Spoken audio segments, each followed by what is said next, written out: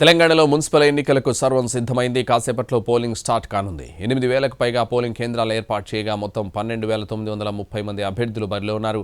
సాయంత్రం వరకు జరిగే పోలింగ్ కోసం భారీగా ఏర్పాట్లు చేశారు. తాకట్టులోని బంగారాన్ని విడిపించి ఆ రోజున మార్కెట్ ధర కట్టి మిగిలిన డబ్బును మీకు అందిస్తుంది కొమ్మూరి గోల్డ్. తెలంగాణలో మున్సిపల్ ఎన్నికలకు సర్వం సిద్ధమైంది. ఉదయం 7 గంటల నుంచి సాయంత్రం 5 గంటల వరకు పోలింగ్ జరగనుంది. రాష్ట్రంలో ఒకే విడతలో ఎన్నికలు నిర్వహించనున్నారు.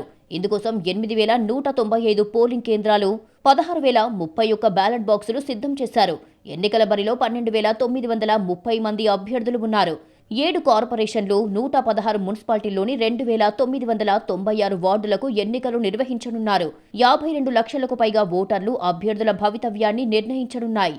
ఎన్నికల కోసం 8,203 పోలింగ్ కేంద్రాలు, 16,301 బ్యాలెట్ బాక్సులను ఏర్పాటు చేశారు. సమస్యాత్మక ప్రాంతాల్లో 25,000 మంది పోలీసులతో బందోబస్తు నిర్వహించనున్నారు. ప్రతి పోలింగ్ కేంద్రం వద్ద వెబ్కాస్టింగ్ చేస్తున్నారు. ఈ మున్సిపల్ ఎన్నికలను అన్ని పార్టీలు ప్రతిష్టాత్మకంగా తీసుకున్నాయి. స్థానిక ఎన్నికలు కావడంతో భారీగా పోలింగ్ జరిగే అవకాశం ఉందని అధికారులు అంచనా వేస్తున్నారు. ఇక ఫిబ్రవరి 13న ఉదయం 8 గంటలకు ఓట్ల లెక్కింపు చేపడతారు. అదే రోజు ఫలితాలను వెల్లడిస్తారు.